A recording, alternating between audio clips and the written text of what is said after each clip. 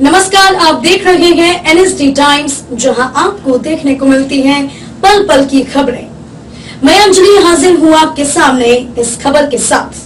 खबर उत्तर प्रदेश बलिया से शिक्षा क्षेत्र के पंध अंतर्गत खेजूरी बीआरसी के प्रांगण में 4 दिवसीय यफेलैन प्रशिक्षण शिविर लगाया गया, जिसमें बुनियादी भाषा एवं संख्यात्मक भाषा के लिए बच्चों को गतिविधि के माध्यम से शिक्षक कर बच्चों को शिक्षा के मुख्य धारा में जोड़ा जा सके, इसको लेकर शिक्षकों को प्रशिक्षण दिया गया, जिससे बच्चों को कितना लाभदायक पढ़ाई हो सकेगी। सरकार के मानसा अनुरूप पूरे प्रदेश में यह प्रशिक्षण दिया जा रहा है।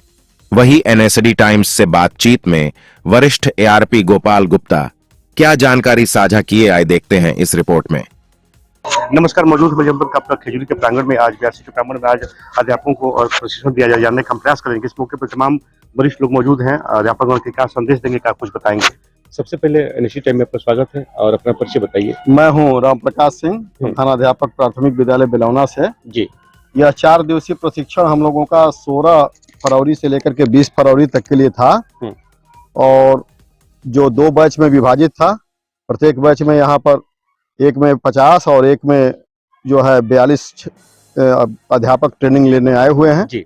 यह प्रशिक्षण एफएलएन से संबंधित है। एफएलएन का तात्पर्य है फाउंडेशनल लिटरेसी एंड न्यूमरेसी। जी। और यहाँ पर बच्चों के संप्राप्ति स्तर को विद्यालय में कैसे बढ़ाया जाए, कैसे कक्षा 1 से 3 तक के बच्चों को निपुण बनाया जाए, जी, ये जो हमारे उत्तर प्रदेश सरकार का और केंद्र सरकार का जो महत्वपूर्ण लक्ष्य है, जी, उसके लिए यह बहुत ही महत्वपूर्ण ट्रेनिंग है। यहाँ पर जो प्रशिक्षक रहे हमारे श्री गोपाल कुमार गुप्ता जी, जी, और दूसरा नागेंद्र पांडे जी, जी, श्री डॉक्टर उपेंद्र धुसिया जी, जी, डॉक्टर संजय कुमार जी। तो ये सारे लोगों ने मिल करके 4 दिवस में ये अच्छा प्रयास किया है हमारे सभी अध्यापकों को बताने का कि कैसे एफएलएन का यहाँ पर ट्रेनिंग लेकर के हम अच्छे तरीके से छात्रों को कक्षा 1 से 3 तक पढ़ाएंगे। उनकी जो कार्य पुस्तिकाएं हैं, कार्यपत्रक है, या प्रथम कलांश से लेकर के तृतीय कलांश में भाषा का क्या करना है, साप्ताहिक कार्य योजना, उसके पश्चात जो है दैनिक कार्य योजना और वार्षिक कार्य योजना, इसमें कैसे उसको अमल करके और बेहतर रिजल्ट विद्यालयों में दिया जाए, इसके बारे में संपूर्ण बातें हमारे प्रशिक्षकों ने बताया।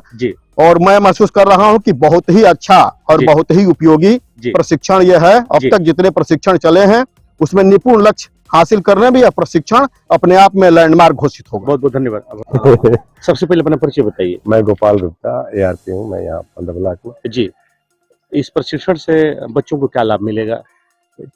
बेसिक शिक्षा परिषद में जितने भी नामांकित बच्चे हैं, उनको बुनियादी शिक्षा में भाषा और गणित के विषय में बेहतर जानकारी मिल जाए और वो सामान्य बच्चों के साथ शिक्षण कार्य में संलग्न हो पाए, इसके लिए एफएलएन 2 का प्रशिक्षण दिया जा रहा है। सरकार चाहती है, सरकार तमाम योजनाएं चला रही हैं बच्चों के प्रति। क्या लगता है कि तमाम कार्यक्रम जो चल रहे हैं बच्चों को प्रयास किया जा रहा है, अधिक से अधिक इतना प्रयास करने के बाद भी देखा जाए तो कन्वेंट स्कूलों में ज्यादा दाखिला रहता है, धरातल पर नहीं उतर पा। इसको कैसे प्रयास किया जाए कि हमारे विद्यालयों में बच्चों की संख्या बेहतर से बेहतर और अधिक से अधिक हो? हमारे शिक्षक काफी प्रयास कर रहे हैं और उस प्रयास का नतीजा भी धरातल पर आ रहा है। जी। अब स्थितियां बदल रही हैं। जी। पहले की अपेक्षा अब लोगों का विश्वास जो है परिषद विद्यालयों की तरफ रुझान बढ़ रहा है। और हम लोगों को पूरा विश्वास है कि हम लोग अपने कार्यों से कन्वेंट को टक्कर दे पाएंगे। धन्यवाद। पांडे हूँ जी, यहाँ मैथ का एआरपी हूँ और प्रशिक्षक के रूप में जो है हम एफएलएन 2 का प्रशिक्षण दे रहे हैं। जी, कितने बैच बनाए गए हैं? टोटल जो है 4 बैचेज हैं, 2 कक्षाओं में हम लोगों के जो है 50-50 की संख्या में संचालित हो रहे हैं। अच्छा, समापन दौर आज समापन है, चौथे बैच का समापन दिवस। क्या कुछ बताना चाहेंगे इस मौके पे आप? जी, हम लोग प्रयास कर रहे हैं कि जो समाज का बहुत ही पिछड़ा वर्ग हो गया है, बच्चे जो बेसिक में जा रहे हैं, बेसिक के स्कूलों में, तो वो चूंकि संसाधन के अभाव में बच्चे हैं, तो कैसे हम उनको कम संसाधन में जो है अन्य बच्चों की तुलना में जिनके पास संसाधन परिपूर्ण है, कैसे कम संसाधन में जो है हम बच्चों को बराबरी में ला सकें। ठीक है, भाषा और गणित में कैसे जो है वो अन्य बच्चों की तरह जानकारी प्राप्त कर सकें। ठीक है, यही हमारा प्रयास इस प्रशिक्षण के द्वारा अपने अध्यापकों के माध्यम से। धन्यवाद सर। गुप्ता जी, एआरपी हिंदी। जी, जी सर। चूंकि 4 दिवसीय कार्यक्रम है, आज समापन दौर पे है, चूंकि हम जानने का प्रयास करेंगे कि क्या शिक्षकों को समापन दौर में क्या क्या व्यवस्था दी गई आपके द्वारा या पूरे आपके टीम द्वारा प्रशासन द्वारा क्या व्यवस्था दी जा रही है?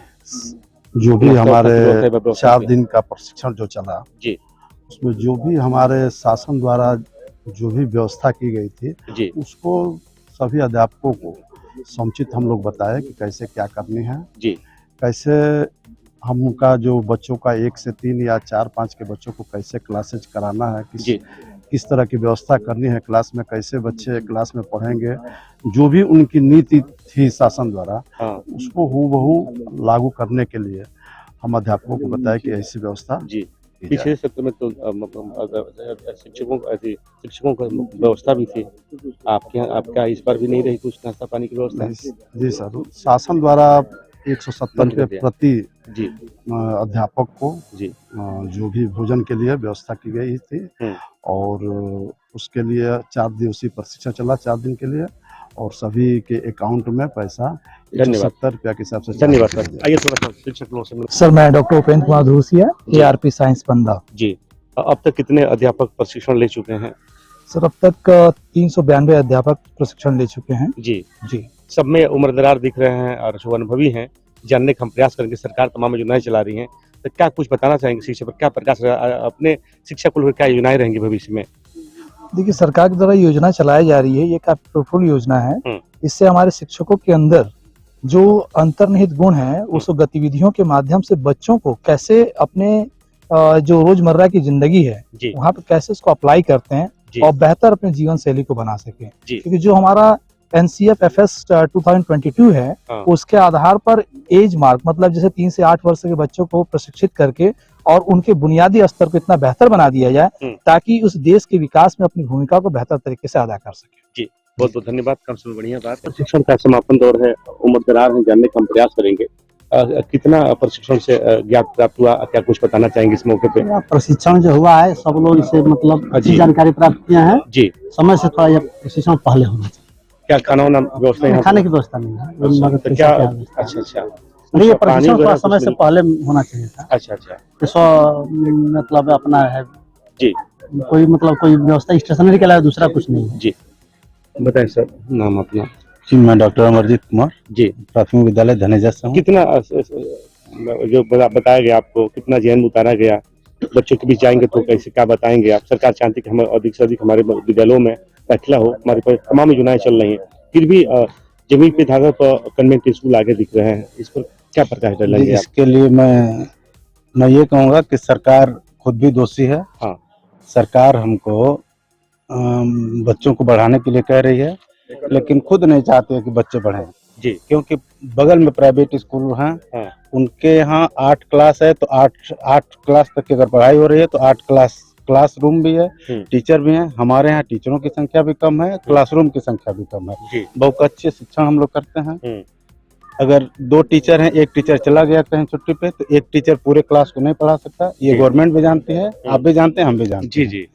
मैं ये चाहता हूँ कि सरकार ये एक निर्धारित करे कि हर सरकारी टीचर, हर सरकारी कर्मचारी, हर नेता के बच्चे, हर बड़े जो ब्यूरोक्रेट्स हैं उनके बच्चे सरकारी स्कूल में पढ़ें जी, सरकारी, और तभी ये स्कूल आगे बढ़ेगा जी, और फिर कोई दिक्कत नहीं होगी जी। सरकार को ये जितनी योजनाएं चला रही हैं ये सारी योजनाएं बेमानी साबित हो जाएंगी अगर ब्यूरोक्रेट्स के लड़के, नेताओं के लड़के उस स्कूल में पढ़ने लगे जी।